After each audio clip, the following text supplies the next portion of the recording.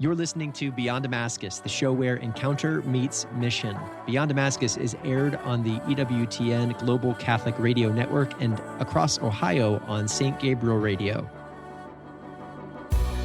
Hello and welcome to Beyond Damascus, the show where encounter meets mission. I'm going to be your host today. My name is Dan Dimite, and I'm joined here in studio with Brad Piron. Yes, sir. And Aaron Richards. What is up, brothers? You excited for today? Feeling good. Oh, it's so good. Hey, if you're joining us for the first time, this is the podcast where we engage in critical questions that you, our audience, ask, and then we spin these questions to talk about how we can also go on mission. So what we're going to do is we're going to throw a question out. We're going to give our 2 cents on the answer to that question. And then we're going to close with a mission momentum, how we can take that question and those answers into the momentum of our week to live a life on mission. Hey, you guys feeling like missionaries today? Feeling pretty missionary. Aaron, you? That's the dumbest question ever. How do you feel missionary? Well, I woke up feeling missionary today. Close your eyes and ask yourself, am I feeling missionary today? And see what the response is. Hey, Jack, how's that question coming? The other question. Wait, what? Yeah. No, wait. I thought that was the question we were Yeah, that was, are you feeling missionary today? That's today's question. No, Jack, could you please enlighten us with the wisdom of our audience and give us a great question? How do I live in the tensions of my desires and God's will? Oh, that's a good one. So how do I live in the tensions of my desires and God's will? Dun, dun, dun. Okay.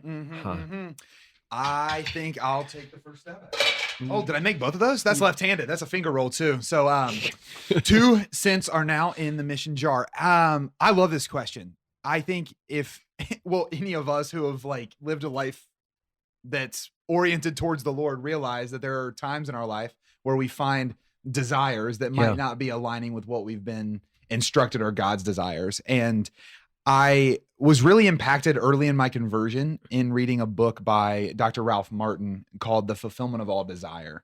And amongst other things, the book just points to the fact that God is ultimately the fulfillment of all the desires of our hearts, even the ones that are misaligned at first, right? Mm-hmm. And so I guess when I hear this question, if I were asking it, I think a tension I might have is like, okay, so I'm seeing these desires I have and I'm pursuing them, and I'm not sure if ultimately God is the author of those desires. Well, what we can be sure of is God is the author of whatever is under all of our desires, because what's under all of our desires is God. And I think in our Christian experience, sometimes we, in fear of sin, will teach people that we need to just do away with desire, right? So, hey, abdicate all desire, set it to the side, and just pursue the intellectual life and relationship with God that understands he's the way and the truth and the life. But in Dr. Martin's book, I love that he points to the fact that no, go deeper into that desire. The surface level desire might be the thing that you're thinking is not in alignment with the Lord,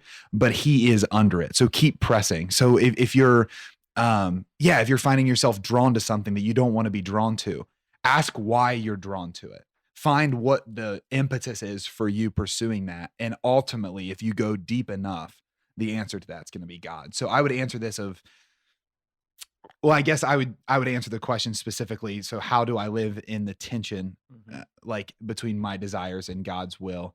I would say recognizing that God's will is for you to find the depth of those desires. So the way to live in the tension is to press deeper, not to rid yourself of them when at surface level they don't look in alignment with God. I love that. Aaron, what do you think about Brad's 2 cents? I think that's awesome. as I hear this question, I'm having a hard time even just taking this outside of my own personal context, right? Mm-hmm. That is like, you have to remind yourself of that. I have to remind myself of that I'm stuck in this moment right now where I am struggling because my reality, my expectation for what God promises isn't lining up with the reality of the moment and what I desire from it. And we need to realize that my desire, rightly oriented, actually does align with God. Mm-hmm. So if there's a misalignment, something's got to change, and that thing has to be me. And that's just a great invitation to remind ourselves of that. I think sometimes in prayer we can we can think our bad desires shouldn't be talked like we shouldn't bring those to God. And I think it's so beautiful when we bring like the subject of prayer is our thoughts, feelings, and desires. And so even if my desire is something disordered, right? Like if I desire, That's great, Dan. so like I can actually bring that disordered desire to God and say, God, why do I have this? And it's exactly, then God, he starts speaking to us in that disordered desire. And he says, you have this like, because you want this. And then because you want this, and because you want this. And as you're saying, Brad, the end of that questioning with God is always going to be clarity. And it's at the end of that questioning actually where the power and the healing is, right? Yep. That and God doesn't, I think sometimes we think of God's will as this like external thing I have to do. Like Paul says to the Thessalonians, this is God's will, your holiness. Like God just wants you. He wants a relationship with you. So like what all of these desires that you have, he like the end is just so that you talk to God about them. And so that you can have union with him and relationship with him. And so whether that you think they're good, whether other people think they're good, like what they are there.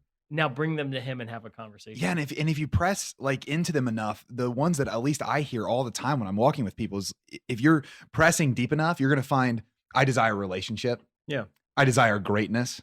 I desire something to do with my life that matters more than the moment. Like there's a pretty consistent like series of deep desires. And once we get there, we recognize that the path to all of I got some 2 cents here. Oh, shots. Oh, that was so close. No, not today. Not You today. didn't make them. It's going to be worth it. Just wait. Okay. So this I like what Just Jack wait. loses it.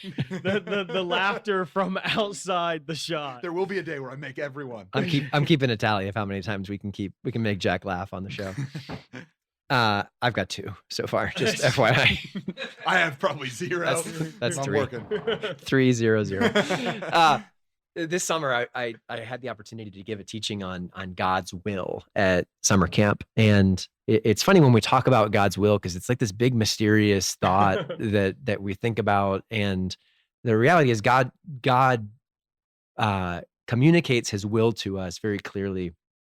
In one particular place is in the teaching of the Lord's Prayer, the Our Father, that we ought to pray, Our Father who art in heaven, hallowed be thy name, thy kingdom come, thy will be done on earth as it is in heaven.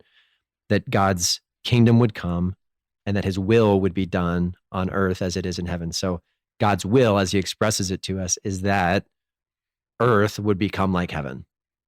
And sort of to get to where you were going, Brad, that our desires ought to be oriented to a heavenly reality. And each of us can kind of imagine what we believe heaven is like. But when I'm asking, like, how does my desire for this thing fit into God's will? The answer can be, well, what does that thing look like oriented toward heaven? Right? When I think about my finances and the anxiety I have for my finances, my will is that, I'll do something extreme that may never happen, right? My will is that I would be a millionaire missionary, right? God, what do my finances look like in heaven? I'm not going to be poor, but I'm not going to be attached, right? That there's going to be a reality that I've got I was praying about this a number of days ago, that when I think about my experience in heaven, like that I'm overcome with a joy and a peace and a satisfaction of realizing that I can rest confidently in God, that my relationships are going to be oriented toward God. And I think the fruit of that, when we adopt that perspective, is that tension between my desires and God's will begins to diminish as I let go of those things that I'm attached to.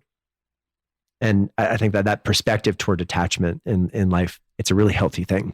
Yeah, I like that perspective a lot, because I think that one of the shames of the generation that we're in is we've lost how amazing heaven is. Like we've like made heaven boring. And I think that like if heaven's the end of what we're made for, like what is it? It's God's will perfected. Right? Like it's us fully alive. It's us fully engaged with the one who created us. And sometimes when we talk about heaven, it's just kind of like, well, it's where good people go and you just kind of exist there forever, you know? And it's life here perfected. And we don't even know how to comprehend that. We don't know how to understand worship and orientation to God the way that it'll be in heaven, but pushing towards that heavenly reality now. Like what can we engage in right now that would be as adventurous as heaven could be? I just think we have to start reshaping just what people think of when they think heaven. It's not Casper the Friendly Ghost floating around for all of eternity. That's actually all I've been thinking heaven was. What? Can we talk after the show to make sure we real? You're the exact one I was thinking about. I was know. like, Dan I just has keep made praying. heaven I can't boring. wait to be Casper. Yeah. Dan's like, I cannot wait to sit down and just be there for all of eternity. I always like the guys, the really fat ghost in Casper that was able to eat a whole bunch. Yeah. That's what I thought was thinking Ghostbusters. Oh, that was Is that Ghostbusters? Yeah, I was like, that's not Casper. Yeah. But Dang it. yeah, What's but that so ghost? maybe So when we diminish heaven and the glory of heaven, the result is we elevate the earth. Exactly. So like we're like, oh, heaven's not that great, and because heaven's not that great, well, I need to live everything now. Yeah. And we start panicking. Our and earthly desires take precedent instead of our heavenly ones. And so then our earthly desires, I think, become so big and so urgent, and they almost start to become Lord as opposed to Jesus being Lord. And I think what you're saying, Aaron, is so profound, is that sometimes these desires, like I'm like, oh my gosh, God doesn't want this for me. And like we start thinking about his will in tension or at war with our desires. But like Brad, you were saying, no, just go deeper into those. I think Aaron, you're saying go wider. So like when you go deeper, you find relationship with God. When you go wider, you realize your desires are a little fickle. You know, like sometimes like our desires are just they're carnal, they're fleshy. Like you really just want things that are fading. And even if they're good desires, so like even if it's like, man, I really want this relationship to work out. Do you realize that relationship has an end date, right? Like that everything, like in view of the grandeur of God, the things that we desire in life are pretty small and insignificant. It's all rubbish, if you will, as Paul says. And so I think that's awesome. I love that. All right, my 2 cents. Woo woo. All right. Okay. What do I want to say? I think God loves your desires. Like whoever's asking this question, like he planted those desires in you and he's fascinated by them. I think if we think about God the Father as a father who loves his children and looks at his children with fascination, my kids, like they're each different. And I'm fascinated by the things that they're passionate about, right? Like my 2 youngest daughters, they are just like arts and crafts, and like they're always just building and creating and it's just beautiful. And when I see those desires in them, I want to magnify those desires. So I want to pull them out. So God, I think, God doesn't want to destroy your desires. He's fascinated by them. He loves them. And when he sees them, he sees his image and likeness, his own image and likeness manifested in and through you. So I think we can look at what God wants to do with our desires when they seem at war with or in tension with his will for your life, is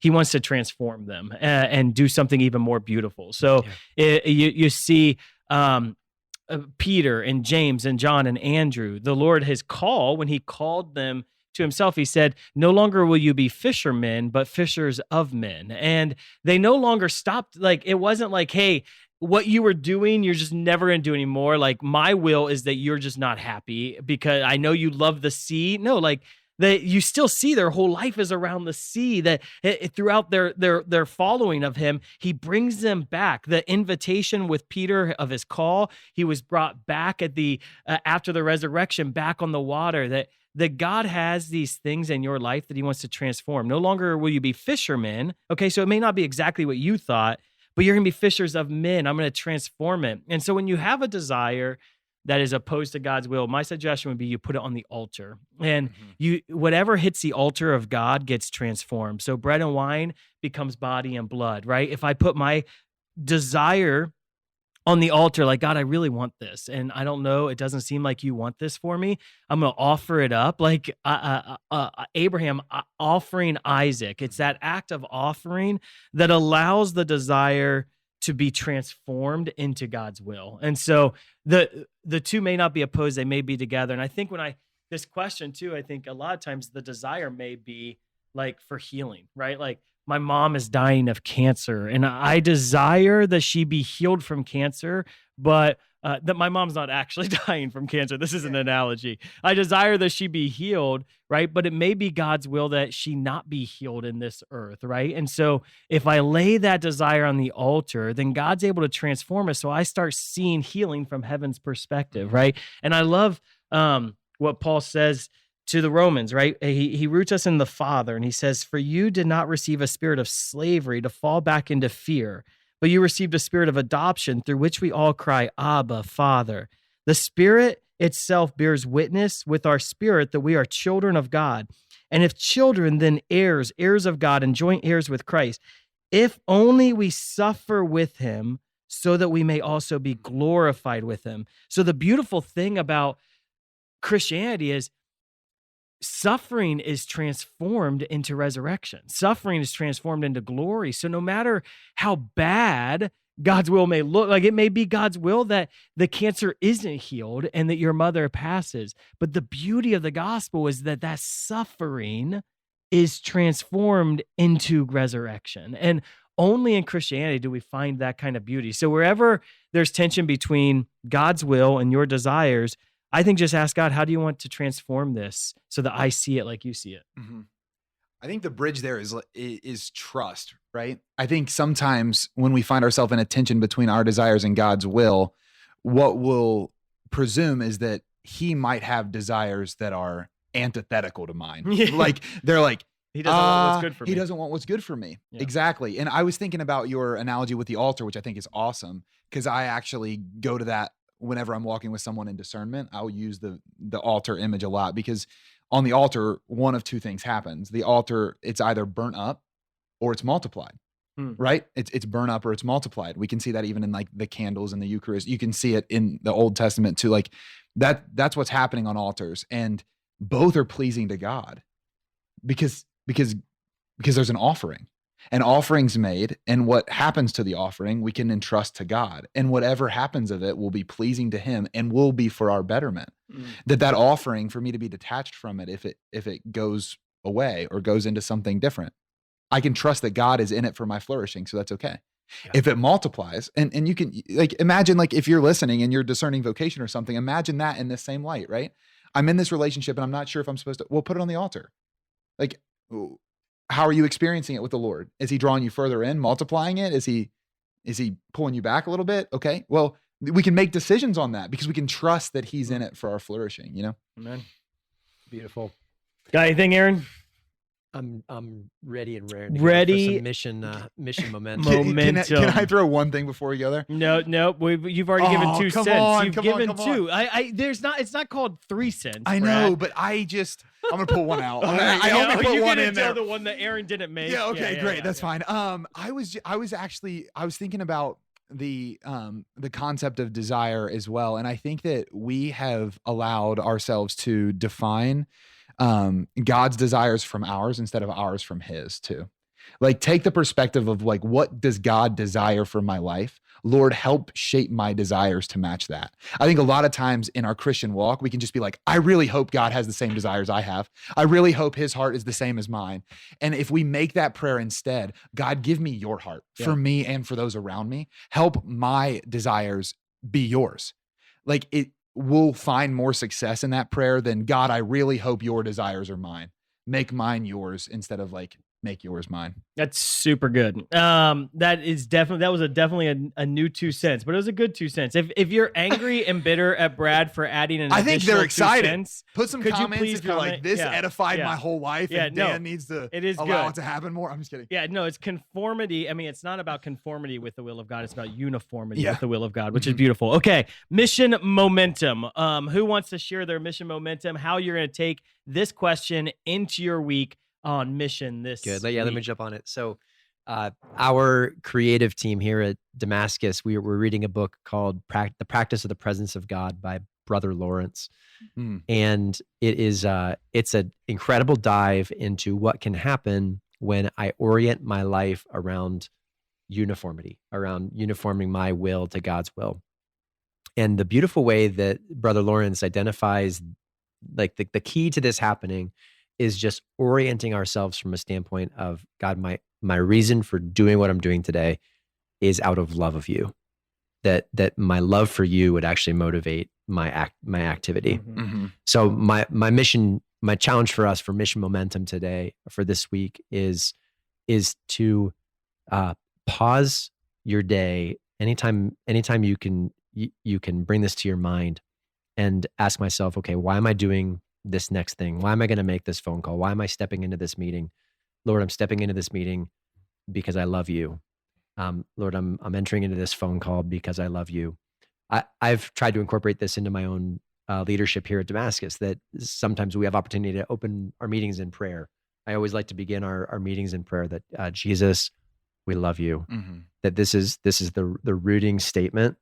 And if we can foster that consistent motivation of love of God, that all of a sudden those things that would draw us to love my own things, to love my own desires, to love the things of this world, will begin to fade. That's so good. It is good. There you have it. There you have it from Aaron Richards himself. My mission momentum is going to just orient around this idea of desire. So with the desires that we have, I would encourage all of us included, this week, permitted that it's not sinful, right? If there's a desire that you find on your heart, I want to encourage us to engage that desire and welcome God into it. Because I think sometimes we can even find them to be foolish. It's like, I desire ice cream today. It's like, okay, eat ice cream and celebrate with the Lord. I just think sometimes we can see how interested he is in the things on our heart when we welcome him into these little desires that we have. So this week, a desire that you would usually question or ask if it was too childish or if it was really necessary, actually engage it this week and welcome God into it while engaging it. And I'm interested to see just the fruit that comes from recognizing he's actually interested in the things that I'm partaking in right now, no matter how small.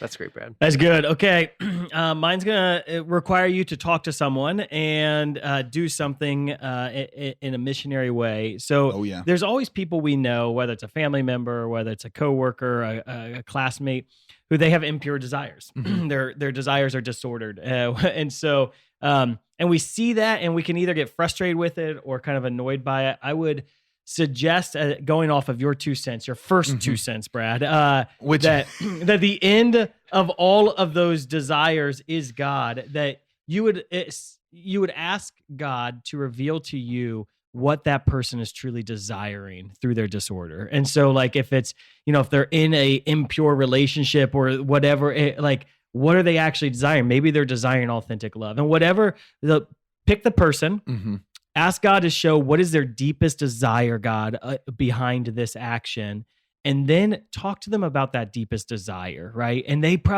may not even know that it's there, but actually have a conversation with them in some way about that desire that maybe they haven't seen or heard God speak into. I think that'd be really awesome to change someone's life. And I like it. I think we want to live a life that changes lives. We want to help people be blessed, and so that's exciting. Yep. Okay, that brings us to the end. So we just want to remind you that you've been listening to Beyond Damascus because you may have forgotten. So that's why at some point through Brad's multiple you. rounds of 2 cents.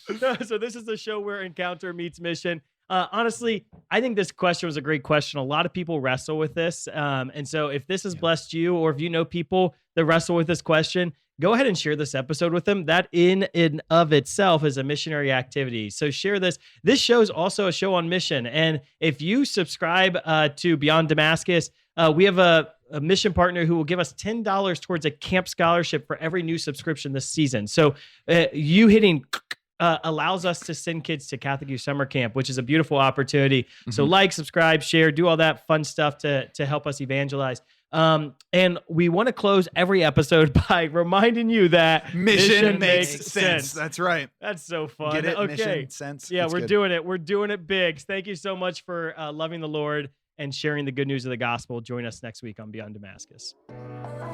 You're listening to Beyond Damascus, the show where encounter meets mission. Beyond Damascus is aired on the EWTN Global Catholic Radio Network and across Ohio on St. Gabriel Radio.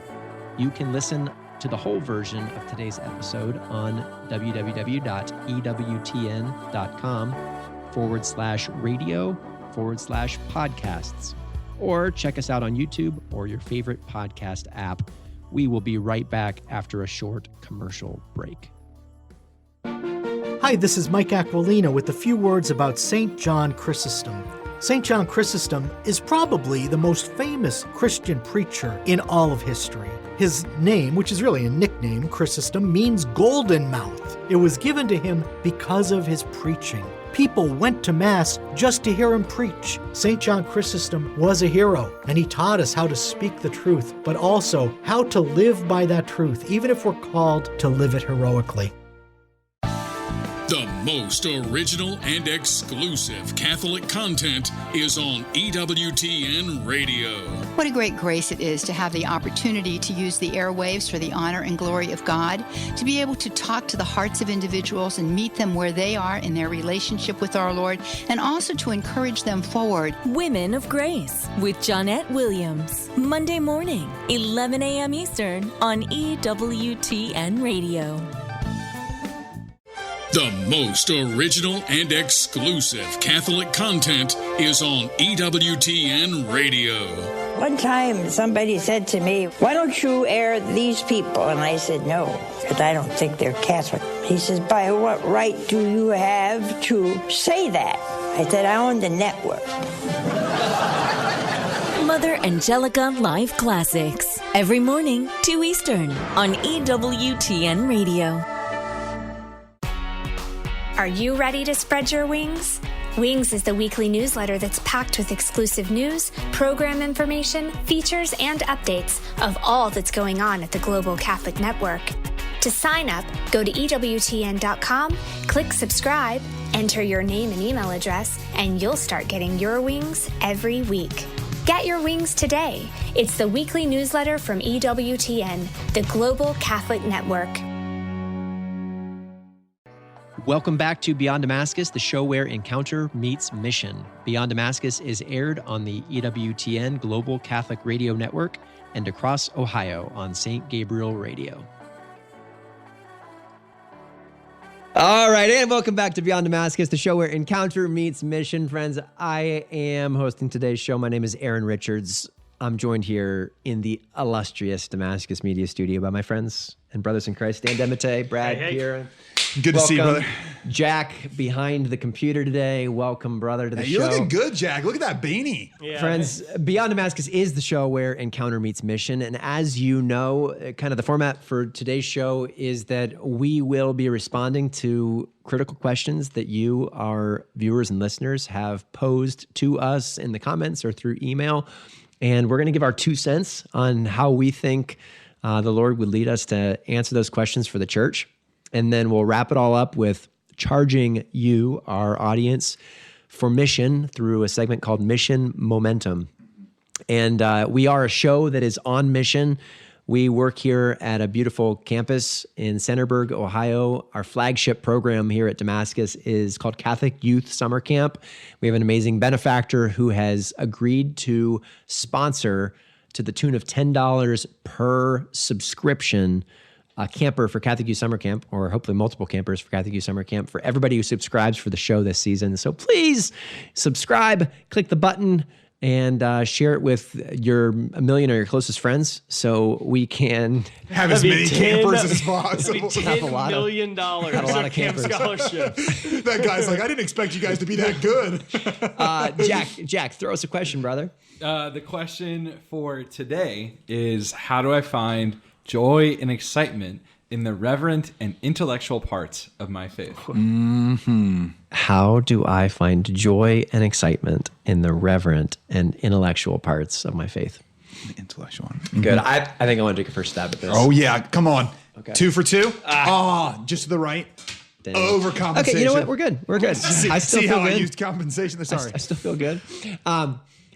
I have 5 kids at home, and one of the joys of my life is teaching my kids how to clean their rooms, right? And I only had to be asked once when I was a child to clean up my toys, and then I did it diligently for the rest of my life. But Are you a robot? My children are not the same. And here's the thing. How do I find joy in something that I know is good, but that doesn't necessarily align to the joyful parts of my heart, I do it with intention. Okay, so that would be my response to the listener who posed this one. How do I find joy in those reverent and intellectual parts of my faith? It would be to pursue them with active intention. So to actually enter in. We have a saying here at Damascus that joy is a choice, right? That I have to choose actively to engage in the process of being joyful, and that choice for joy oftentimes comes from a place of intentional commitment.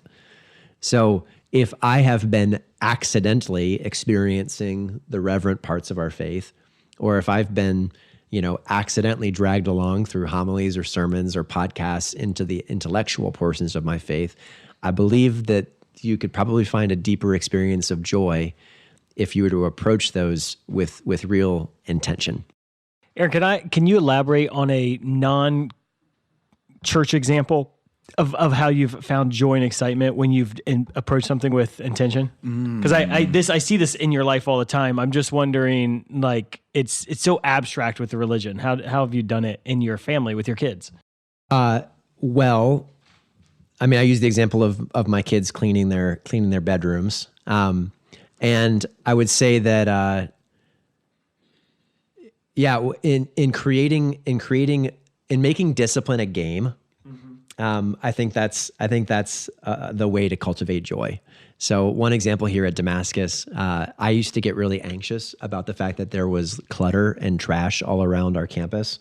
So you make us sound pretty bad. There's not. So Aaron he's meticulous. If there's a crumb on the table, he would consider that as clutter and trash all over. He's very orderly. So, I am too. To his it standards, is by but definition. This is a beautiful campus that we steward well because of the success of this mission. No. So I make it a game. I make it intentional, and I charged our missionaries and actually built it into part of our culture that I would, throughout the course of my day, I would pick up trash and put it in my pocket because there wasn't a trash can immediately next to me. So we created a game here at Damascus where the challenge is that your pocket should be full of trash, right? It's awkward, it's strange, but the net result is that now I'm doing that intentionally.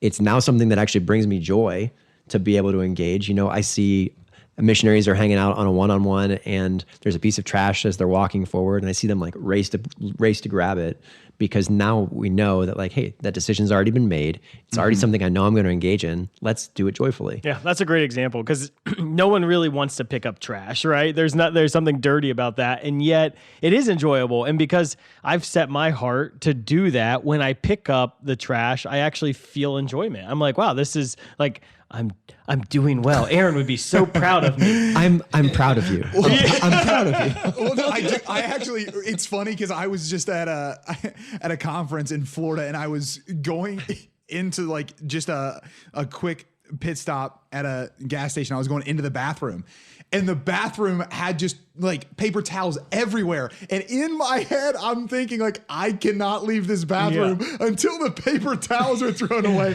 because it's been so ingrained in me. So I honor You're welcome, Brad. that culture at Damascus, you know? Yeah, so you entered into the Toilet cross plunging to pick up the toilet paper, and in that you experienced the resurrection of a beautiful trash. No, this is a good bathroom. analogy, because of the joy set before you. So I think that is why you engage in hard things. Yeah. Is because the joy of the goodness of the outcome, right? Like, so whenever I'm doing something, I think this happens in the life of virtue all the time. At first, it's not something I necessarily want to do, but it's not about wanting to do it. It's about knowing that doing it is going to make me better, right? And engaging in that over time, you then get excited about the outcome of you getting better, becoming more excellent, becoming more saintly, holy, whatever the... I love it. The joy set before you. Okay, how about my that? 2 cents. Was that 2? That was 2 at Somehow one time. you keep them so tight that when it literally sounds like 1 every time. Yeah, But that's the way I roll. If you're listening to us and not watching, we throw pennies into a jar for excitement. That's what I'm talking about. We never for any that. kind of context. Okay, so how do I find joy and excitement in the more reverent and intellectual parts of the faith? I'm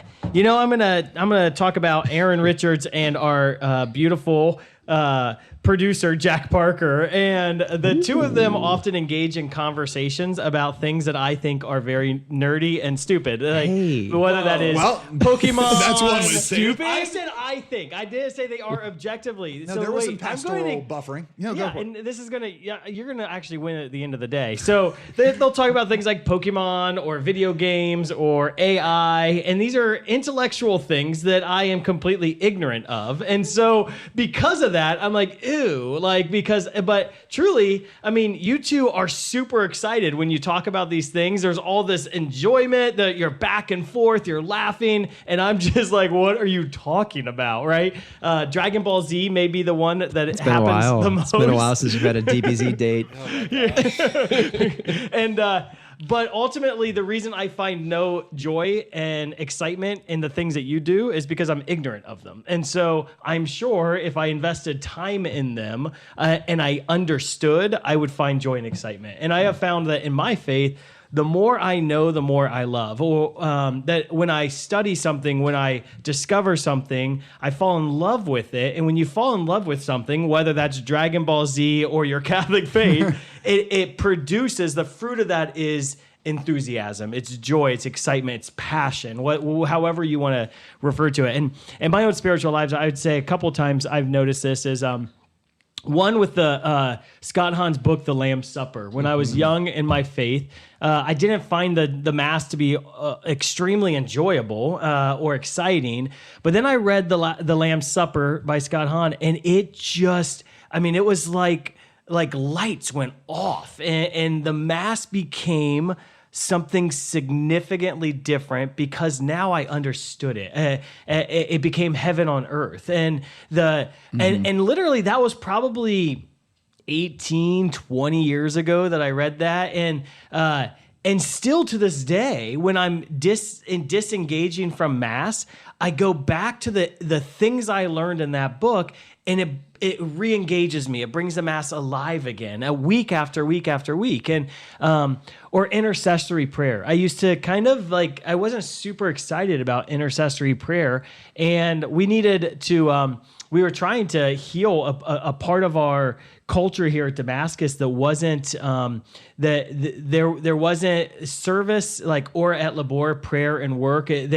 There wasn't a passion around intercessory prayer. So I spent 9 months studying intercessory prayer because I wanted to infuse passion behind that in our culture.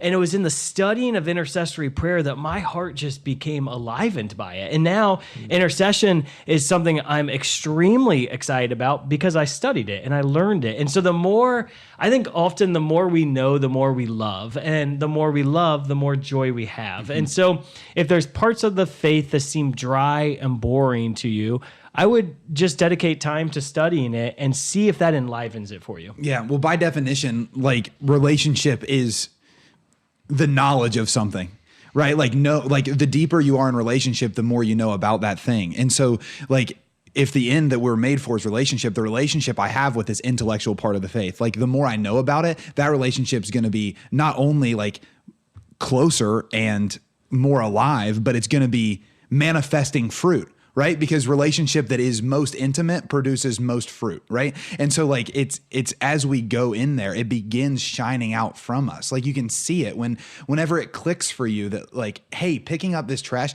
it's not simply obligatory, but it's an opportunity for me to step outside of myself. You can see that, And yeah. I think, I just think that when we live like that, we know that it's a better way of living. And why would that not be true of our faith? If that's going to be true of these tasks of everyday life and so on and so forth.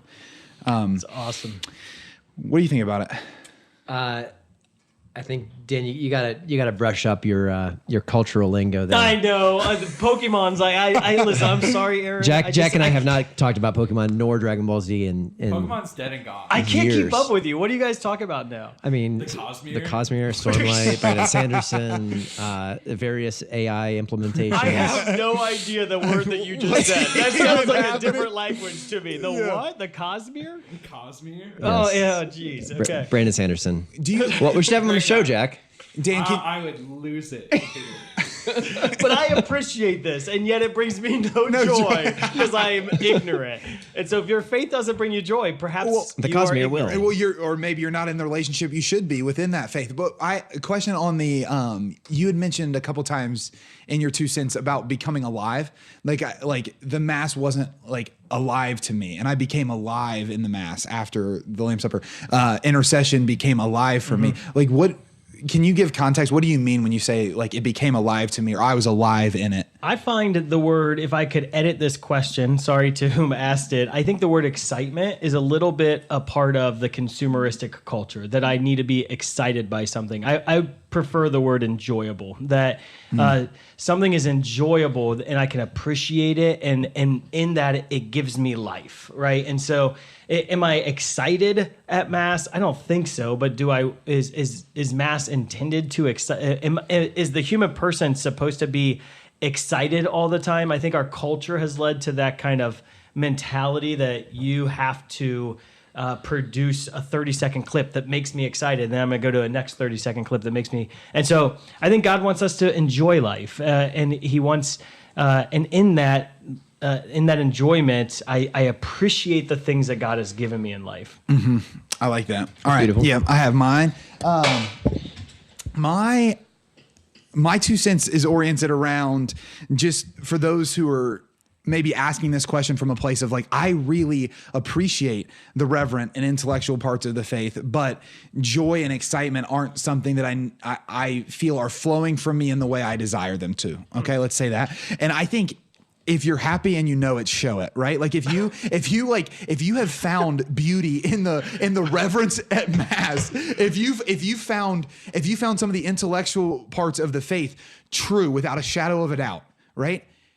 Allow that to manifest in your life. Like allow yourself to be excited by that. Like when we talk about the show, we say that encounter leads to mission. When I have encountered a reverence that is otherworldly and I know it, let me help others be magnetized to that which is otherworldly. Like people aren't magnetized to robotic gestures. Okay, so let's talk about just the reverent parts of the faith. The most reverent part of our faith is the beautiful liturgy that's been passed on to us, right? It's reverence perfected. Like we're there with the choirs of angels and the saints. And yet sometimes the people I find in my life that are most drawn and most appreciate that part of the faith, the reverence that's found in liturgy, they are least likely to operate in such a way that that's true. It's like whenever you go to that reverent part of like reverence doesn't equal robotic. So like the reverent part, like the reverence of the Mass, there is a way by which we all are doing the same thing, but we shouldn't be doing it the same way because Dan's there and Aaron's there and Brad's there. Like in the way I'm engaging it, the way certain parts of the Mass stand out to me at different times, the way the Lord's speaking to me and drawing me and bringing me back to Himself, like that should be manifesting in what I'm experiencing. Like sometimes I think we've found that in maybe in the pursuit of virtue, the best way to allow others to know that I'm pursuing that is to become stoic. And I don't think that's always the case. And so I think sometimes the reverent parts of the faith that we've fallen in love in, they're not taking on the dynamism, right? Like in 2 Timothy, we read that Paul says in the final days, a lot of things are going to happen and they're going to be wacky. One of the things is that people are going to be lovers of money, lovers of pleasure, not lovers of God. And at the very end, he like crescendos it with, they're going to take the form of religion, but deny its power, deny its dynamism. Like the dynamic aspect of it, like the part of it that's manifesting, right? Like let's of course keep the form and let's allow ourselves to be dynamic in it, to experience the dynamism of it, to live the power of it. And in the intellectual parts of the faith, I would say the same way, that we had an awesome episode on just, we were discussing a little bit around the transcendentals, like the true, the good, the beautiful. At least I was. I can't remember if that was a 2 cents or we've recorded enough at this point. But like if you found that which is true, right? And then you can also see it in Jesus as the way, the truth, and the life. That might have been the context we were talking about it in the last episode. But if you found the truth, could I tell that you believe the truth by the way that you live? Like I've thought about this before, and I'll leave my 2 cents here. But if if I had a camera on me at all times, okay, let's just imagine like when I'm with myself, when it's just me and a friend, when it's just me and my spouse, when it's me and the missionaries at Damascus, when it's me on my ride home, if I had a camera on me at all times and I went up to someone on the street and they didn't know anything about me and all I did was hand them that tape and they watched the tape, would they, by watching the tape, know that I believe that Jesus rose from the dead? Or would they not? And how would they know that? And would they know that I'm living a life of holiness and mission, or would they not? And how would they know that? Yeah. Right? And because I want to live both. And you can see that, like, what would be the hallmarks of what you would look for in that video? Like, well, if Jesus is everything, then he's everything. If he's nothing, then it's nothing. So if I've claimed him to be everything, I would anticipate that person talking about Jesus some, talking to Jesus some, telling people how amazing it is when people are struggling, being a person that's in the midst of that. Like, and that's when joy is just the most important, is when we're engaging with the things that Jesus did and showing people that this is the best way to live life. Beautiful. I like that. I think the powerful, I think you see that, I appreciate the way joy is manifested here, like even just amongst our relationship, right? That, Brad and I on the two ends of this table are like, whoa, whoa, like the hype dudes, and Aaron is like composed, but there's no less joy that Aaron has. Yeah. That is kind of the essence of our life. Yeah. Joy, there's not a picture of one kind of, you have to do this to be joyful. And so if it is, like, if you're happy and you know it, show it. Yeah. Like, but don't show it like Dan shows it. Don't show it like Brad shows it. Don't show it like Aaron shows it. Yeah, no. Show it in a way that's authentic to you, but joy should manifest. It should be the manifested result of this relationship of intimacy that you have with God. Yeah, I use the sports analogy sometimes. So my dad and I both love Xavier basketball. And when we're at a basketball game together, it's really funny to see the way that we respond to good things happening on the court. Like, we both love Xavier basketball. Like, we would appreciate if they won every game by 50, right? But when we're watching a game and something good's happening, I'll be up like high-fiving strangers next to me. I'm like saluting the guy in the back row, you know? And my dad is just like standing up, clapping, and nodding his head, you know? And it's like, he is not like less appreciative of what's happening. I like your dad, Brad. But the thing that I want to get at, though, is it does demand a response, though. Yeah. Like, it doesn't, like, it would be different if he was just keeping it all in, sat down, never stood up, applauded, never looked at me and said, wow, that was a good pass, or wow, that, like, if it was all just kind of like stoic complacency, there is something, like, there's just something wrong with that. Like, what's happening in me, like, if I'm body, mind, and soul, what's happening in me and the things I'm appreciating, they have to come out. And again, the different personalities are going to express that differently, but joy is not an option in the Christian life. Yeah. The way that it's manifest usually is dependent on how God's made us. You know what is the opposite of joy? What is that? Criticism. So if I am motivated from a place of criticism, that's like the sure shot that you're going to miss this thing. That's a good word. So that's a really good word. And it's funny, you were mentioning from a place of liturgy. You know, we here at Damascus, we don't point ourselves toward like a traditional versus a contemporary expression of liturgy per se, right?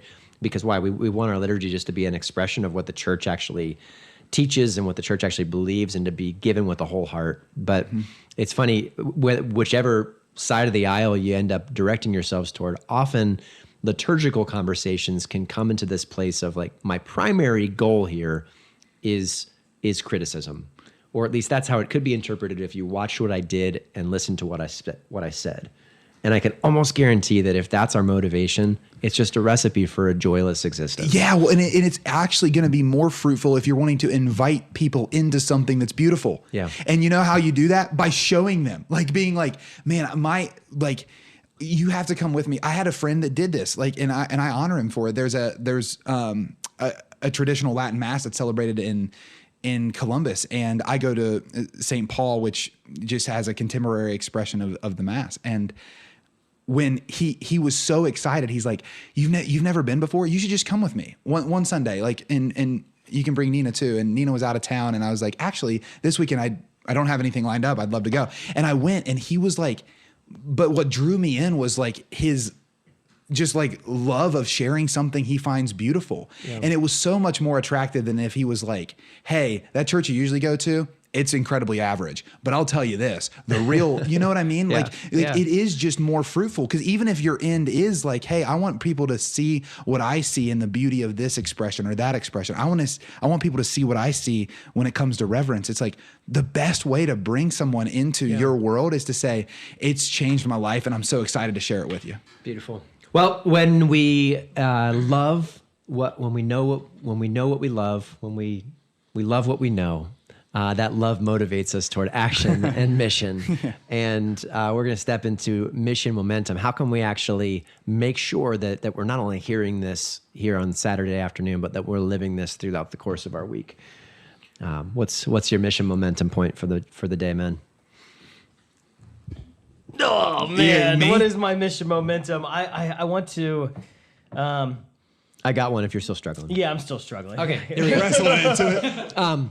Whether it's a religious topic and maybe bonus points if it is, or whether it's just any topic that intrigues you, that interests you, that excites you, I would encourage you this week to think of what that topic is, and to find somebody who you can ask to share their perspective on it, or to share what they know about it, to engage in a meaningful dialogue with somebody so that you can learn more intentionally. Mm-hmm. Yeah, I tend this way all the time, but I think the mission momentum I want to give is find a way to magnetize people that you don't usually choose. So here's what I mean by that. So like whenever I'm in a social situation, I tend to want to go to everybody in the room for 30 seconds. Okay, if that's your proclivity, go into a room and spend 20 minutes with one person, right? And like experience, and like in a way, like allow yourself to be magnetic there in a way that you're not usually accustomed to, right? So, or maybe your tendency is whenever you go into a given place, like you have the right words to say to a cashier, but instead like smile, ask them how their day's going, and listen. I think like what I'm getting at in my heart as we've been talking here is like, I think that when we can begin to see ourselves as representatives of Jesus in the world, and we can stretch ourselves outside of our comfort while doing that, we can bring more people to the truth of the gospel. So I'm thinking like, choose a way in your life to be a magnetic person, a joyful person, someone that people want to come to, but in a way that's different than what you would usually default into. And I would say do that at the supermarket, do that at your place of work, do that within your family context, however that can look. But if it was me, I think, for me, I should just say, I'm going to try to like spend 10 minutes with one person instead of 30 seconds with everyone, and try to find like, okay, how am I choosing joy in this part of it? And how am I still being magnetic and drawing that person deeper? That's awesome. My mission momentum, I'm assuming if you listen to Beyond Damascus, you do enjoy your Catholic faith. And so you probably know some people who don't. There may be a person in your life, maybe a son, a daughter, a friend, who thinks the church is boring. And I would encourage you to enter into a conversation with them and just share with them why you're passionate about your faith. That if the faith is boring to them, but it's not boring to you, share with them what about the faith brought you alive. And that's called a testimony. And when you share your testimony with others, it brings something in. It brings something out of them. So I think just sharing our testimony with someone, but specifically, why does the faith give you joy? Why does the faith give you excitement? And invite them into that reality. That's awesome. Thank you for joining us on Mission here at Beyond Damascus. Not just listening to the show, but actually actively engaging. We want to continue to answer questions that are meaningful and that help you to grow in your faith. Please, if you have questions, comment in our YouTube or on your podcast or whatever however you're engaging with us socially. Contact us so that we can answer all of your questions in our next seasons. And if this episode has encouraged you or answered a question for you, please share it with somebody who you think might have a similar question or might benefit from it. once again, thanks to the benefactor who's helping to support us here at Damascus. Subscribe to the show so we can empty his pocketbook and bring more kids to camp. Mixed motivations. I don't even know who this is. If I did, I'd probably change my tune. But friends, it's a great joy to be with you every week, and we look forward to seeing you again next time. Remember, as always, dang it, I was on it. I felt good about it. Here at Beyond Damascus, we want to remind you that mission makes sense. We love you. We'll see you again next week. God bless. That's the best. Friends, thanks for listening to Beyond Damascus, the show where encounter meets mission. You can listen to the whole version of today's show by searching for Beyond Damascus on YouTube or your favorite podcast app.